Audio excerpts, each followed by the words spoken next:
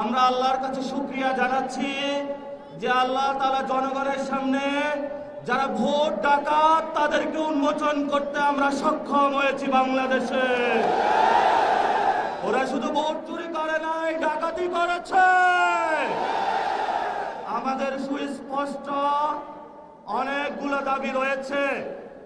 আজকে নির্বাচনের পরে 11 দলীয় যে ঐক্য রয়েছে, আমরা জনগণের সামনে উপস্থিত হয়েছি। আমরা প্রথমত বলতে চাই, পার্লামেন্টে যে ভোট ডাকাতরা গিয়েছে, জনগণের সামনে আমরা বিরোধী দল হিসেবে হাজির হয়েছি। আমরা রাজপথে থাকব।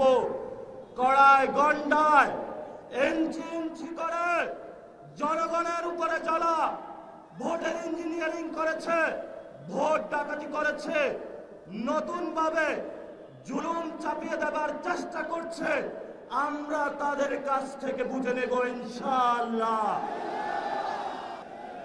তৎকালীন সময়ে সংস্কারের নিয়ে বলা হয়েছিল, সংস্কার এবং নির্বাচন বিরোধী করার চেষ্টা চালানো হয়েছিল, ট্যাগ দেওয়া হয়েছিল ওরা নির্বাচন চায় না।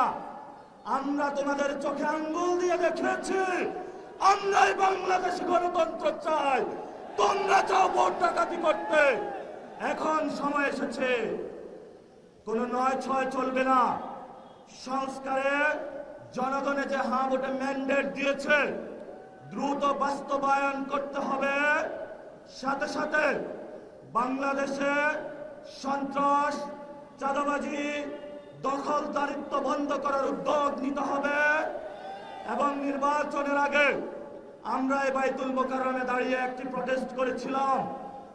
ভোট ডাকাতির জন্য আমাদের জামাত ইসলামের এক ভাইকে খুন করা হয়েছিল। আমরা বলেছিলাম, আমরা আবার আসব, দ্বিগুণ হয়ে আসব। এসেছে দ্বিগুণ হয়ে। আমাদের ভাইয়ের হত্যার বিচার বুঝে নিতে হবে। রাজপথ সংগ্রাম জারি রাখতে হবে।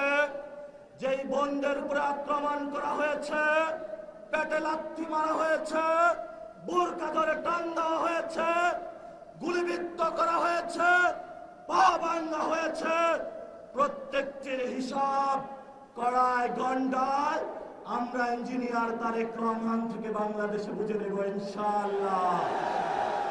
আমরা একমাত্র ভয় পাই কার কাছে?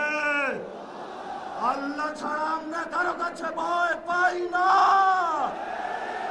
হে মালিক, তুমি আমাদের রক্ষাকারী, তুমি আমাদের রিজিক দাতা। যারা এই বাংলাদেশের জনগণ 17 বছর অপেক্ষা করেছিল, আমাদের অধিকার ছিনিয়ে নিয়েছে, ভোট ডাকাতির মাধ্যমে ভাইদেরকে হত্যা করেছে। আরশের মালিক তোমার মালিকের বিচারে আমরা বিচার রেখে গেলাম। তুমি তাদের দৃষ্টান্তমূলক শাস্তি বাংলার মাটিতে জনগণের সামনে করবে। আমরা আজকে তোমার মসজিদের সামনে বিচার রেখে গেলাম। বাংলাদেশের মানুষ হতাশ হবেন না।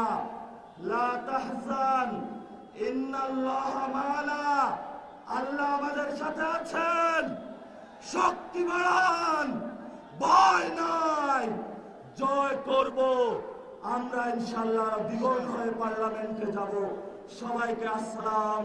সবাই দোয়া রাখবেন। আসসালামু আলাইকুম ওয়া রাহমাতুল্লাহি ওয়া বারাকাতুহু।